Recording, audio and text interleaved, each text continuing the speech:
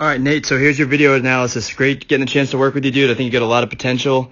I'm just going to show you the areas that we look at and then the number one area that you can focus on to gain some velocity and give yourself a chance to stay healthy as you do it. So we start out with the end in mind. So we're here at release, and then we're going to call it backward chaining.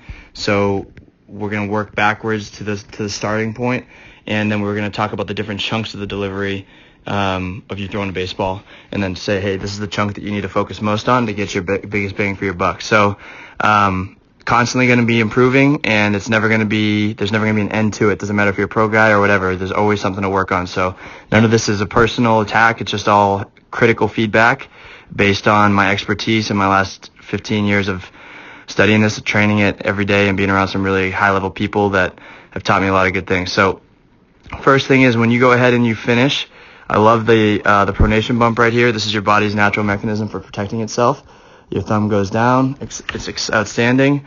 And then you do get a little bit hyperextended in here, which is pretty common for young people, especially because of the lack of posterior shoulder strength. That is just part of being a younger guy. So we definitely work to get the posterior shoulder stronger so you can maintain that pronation bump that you have right here throughout the deceleration, the finish. The biggest thing that you're going to need to focus on to be able to get more power at the plate, I would assume this is shown up at the plate since it's also a rotational movement pattern, is if you look at where your foot is at, you have zero stability.